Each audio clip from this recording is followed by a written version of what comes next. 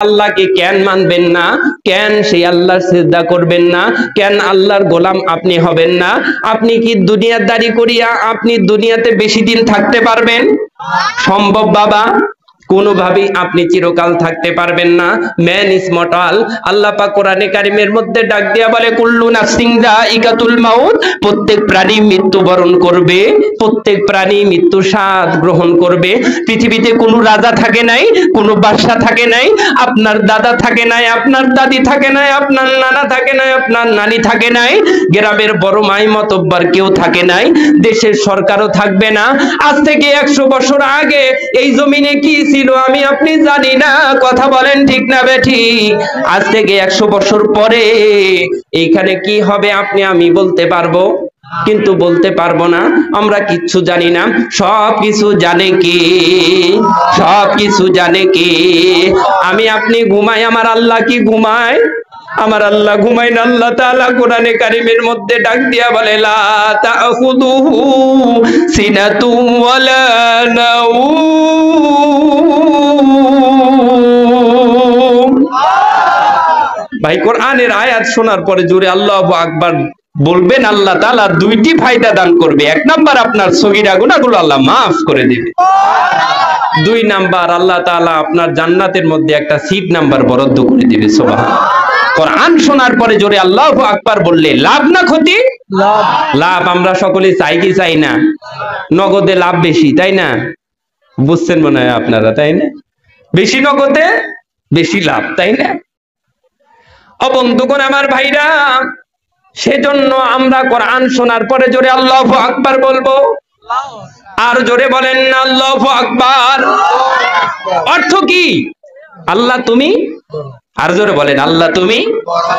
এ বাবা, মসজিদের মুয়াজ্জিন কাল কঠিন কিয়ামতের ময়দানে এমনি ঘাটটা লম্বা হবে। হাদিস শরীফের মধ্যে আসছে, হুজুর হাদিস শরীফের মধ্যে আসছে, রাসূল বলেন কেউ যদি বিনা পয়সায় বিনা পারিশ্রমিকে 7 বছর মসজিদের মুয়াজ্জিনগিরি করে কাল কঠিন কিয়ামতের ময়দানে তার ঘাটটা সবার চেয়ে লম্বা থাকবে। সুবহানাল্লাহ। সবার চেয়ে লম্বা। দা ফার্স্ট মুসলিম বিলাল, পৃথিবীর সর্বপ্রথম ফার্স্ট মুসলিম হলো হযরত আবু বকর, কিন্তু 3 নাম্বার থার্ড মুসলিম হযরত বিলাল রাদিয়াল্লাহু তাআলা। তো এই বিলাল ছিল ফার্স্ট মুয়াজ্জিন। তিনি যখন কাবার হাতিমে যখন সেখানে দাঁড়ায়া আল্লাহু আকবার ধ্বনি দিত, এই আল্লাহু আকবার ধ্বনিটা শুধু মক্কা মুআজ্জমায় থাকতো না, 7 তবক আসমান জমিন ভেদ করে আরশে আজিম পর্যন্ত আযানের আওয়াজ পৌঁছে যেত। লোকটা ভেরি ব্ল্যাক, খুব কালো, আফ্রিকান। এত কালো, বেলালের দাঁত ছাড়া আর চোখের ওই কালো মনি ছাড়া, ওই ভিতরে যে সাদা অংশ ছাড়া কোনো জায়গায় সাদা নেই। কথা মনে হয় বোঝেন নাই। নাইজেরিয়ার লোক দেখছেন, আমি কিন্তু খারাপ বলতেছি না তাদেরকে। এত কালো, নানান ধর্ম, নানান বর্ণ, নানান কালার মানুষ আছে না নাই? আমাদের দেশে এমনও জায়গা আছে যে জন্মের পরেই চুল পাকা, এরকম লোক আছে না নাই? আবার অনেক জায়গায় আছে জন্মের পরে এমন চুল কোকড়ানো, রে বাবা রে বাবা, মনে হইতেছে গুণা বাড়াইছে। বোঝেন নাই?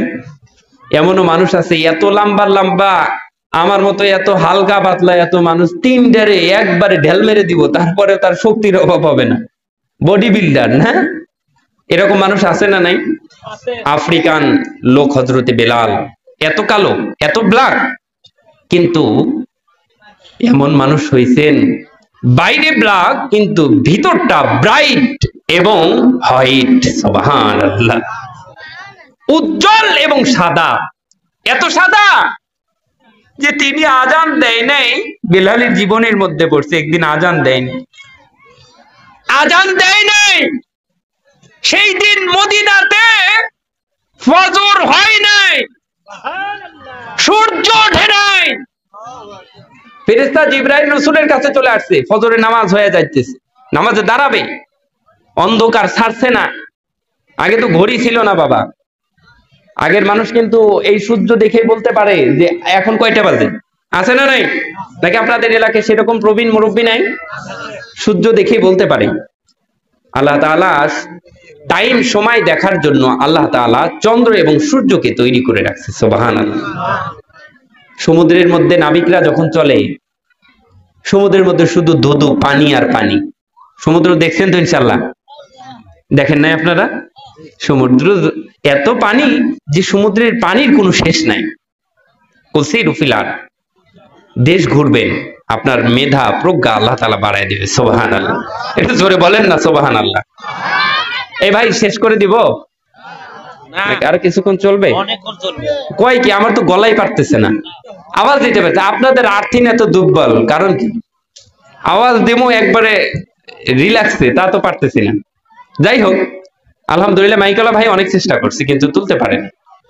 খারাপ লাগতেছে? মনে আসেনি আপনাদের ওই যে হুজুরের শ্বশুর আব্বা দুইজন, ওই যে জান্নাতে কি হবে, তারপরে তাদের কর্মগুলো একটু বলবো, মা বোনদের কিছু বলে ইনশাআল্লাহ মোনাজাত করে দিই। আমার পরে কিন্তু আর একটা বক্তা আছে। অবাক হয়ে গেছেন? আর একটা বক্তা আছে, আছে বুঝছেন আপনারা, তাই না? ওই বক্তার না নিয়ে যদি আপনারা যান, ছাড়তেছি না আজকে। সারিয়াকান্দির মানুষ আপনারা, বগুড়ার মানুষ না আপনারা, তো দ্বিতীয় রাজধানীর মানুষ। গরমে অন্যরকম কথা বলেন, ঠিক না ভাই? ঠিক। ভয় লাগে নাকি? আল্লাহর নাম নিতে ভয় পান? আল্লাহু আকবার বলতে ভয় পান? হযরতে বেলাল রাদিয়াল্লাহু তাআলা আনহু কি করছে? আজান দেয় নাই, আর সে আজিমে আজান পৌঁছে নাই, জিবরাইল চলে আসছে, ইয়া রাসূলুল্লাহ ইয়া হাবিবাল্লাহ। আজকে কি মদিনাতে আজান হয় নাই? আল্লাহর নবী ডাক দিয়া বললেন, ও জিবরাইল, আজান তো হইছে, এত সুন্দর আজান আগে তো কখনো মদিনাতে হয় নাই। জিবরাইল ডাক দিয়া বলে, নবীজি গো, এখন আমরা নামাজের জন্য বাইতুল মুকাদ্দাসে বসে আছি, ফেরেশতারা এখনো পর্যন্ত নামাজ পড়ি নাই, কারণ এখনো পর্যন্ত ফজরের নামাজের আজান বাইতুল মুকাদ্দাসে পৌঁছে নাই। নবী ডাক দিয়া বলে, কারণ কি? সুন্দর আজান হয়েছে আজকে, কেন অসুবিধা কি? কি আজকে কি আজান তোমাদের ওখানে যায়নি? এমন সময় জিবরাইল ডাক দিয়া বলে, ইয়া রাসূলুল্লাহ ইয়া হাবিবাল্লাহ, এটা কি শুধু আমাদের ফেরেশতাদের কথাই না, না নবীজি গো,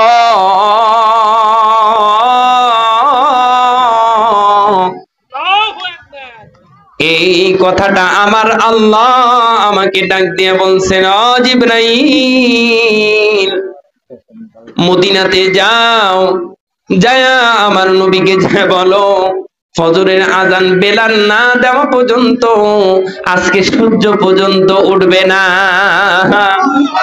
ও বন্ধুরা ভাইরা, এমন বেলালকে আমার আল্লাহর নবী গড়াইছেন যে নবী যখন মেরাজে যায়, ও বন্ধুরা ভাইরা আপনারা সকলেই জানেন, মেরাজে যাওয়ার পরে হযরতে জিবরাইল সপ্তম আসমানে যাওয়ার পরে, সপ্তম আসমান তখন বড়ই গাছের কাছে, লাস্ট সীমানা বর্ডার প্রান্তর, ওই বড়ই গাছের কাছে যখন যাইয়া হযরতে জিবরাইল রাসূলকে নিয়ে দাঁড় হয়ে আছে, এমন সময় হযরতে জিবরাইল ডাক দিয়ে বলে, ইয়া রাসূলুল্লাহ ইয়া হাবিবাল্লাহ, নবীজি এইখান থেকে আমি ওহী নিয়ে প্রত্যেকটা নবীর কাছে গিয়েছি, আপনার কাছে গিয়েছি, নবীজি এই বড়ই গাছ আমি পার হতে পারবো না, নবীজি এখান থেকে আপনাকে একা একাই আল্লাহর কাছে যাইতে হবে। এমন সময় নবী ডাক দিয়া বলে, ও জিবরাইল ভাই, ইয়া আখি জিবরাইল, আমি একা একা চিনবো নাকি? রাস্তা তো আমি কোনোদিন আসি নাই। আল্লাহর নবীকে লক্ষ্য করে জিবরাইল ডাক দিয়া বলে, ও বন্ধু, ও নবী, ও পয়গম্বর, আমার যে 600 কানা পাকা আল্লাহ তাআলা দান করে দিয়েছে, আমি যদি বড়ই গাছ অতিক্রম করে ওই সীমানার বর্ডার প্রান্তরে যাই, আল্লাহর নূরের তাজাল্লিতে 600 পাকা পুরে ছাইকাই হয়ে যাবে। আল্লাহু আকবার। নবীজি ওই জায়গায় আপনাকে একাই যাইতে হবে, আপনি কেমনে যাবেন, কেমনে যাবেন, যান গো নবী, বিদায় দেন, আমি এখানে দাঁড়ায় আছি, যতক্ষণ পর্যন্ত আপনি না আসবেন ততক্ষণ পর্যন্ত আমি জিবরাইল এখান থেকে নড়ব না। এ বাবা কথা বলা যাবে না, এ বাবা চুপ করে থাকো বাবা। এমন সময় হযরত জিবরাইলকে পড়ে গেছে সিদরাতুল মুনতাহায় সপ্তম আসমানে রাইখা আমার নবী যখন সামনের দিকে অগ্রসর হয়, অগ্রসর হওয়ার সময় কেউ নাই, নবীর আশেপাশে কেউ নাই, কোনো দিকে মানুষ নাই, জন নাই, কোনো ফেরেশতা নাই। এমন সময় আল্লাহ তাআলা আরশে আজিম থেকে রব নামক একটা যানবাহন, একটা কুরসি যখন পাঠায় দিছে, ওই কুরসিটা যখন আমার নবীর কাছে চলে আসছে, নবী একা একা রবের কাছে যায়। অন্ধকার, এত জায়গা, এত অচিন জায়গা, নবী কখনো ওই রকম জায়গায় কোনোদিন যায় নাই। নবী ভয় পাইতেছে, আশ্চর্য হয়ে যাইতেছে। এমন সময় আমার আপনার পয়গম্বরের কানের কাছে এমন একটা সেনা জুতার আওয়াজ পৌঁছায় দিছে। পৌঁছায় দেওয়ার পরে নবী বুঝতেছে ওই ব্যক্তিটা আমার সাথে আছে। ওইখানে যাওয়ার পরে ওইখান থেকে রপরপের উপর আল্লাহর নবী যখন উঠলেন, কারণ সাহস পাইলেন একজন আমার সাথে আছে। এই জুতার আওয়াজটা যখন নবীর কানে যখন যায় পৌঁছছে, নবী বুঝছে আমার সাথে একজন আছে, আমার কোনো ভয় নাই।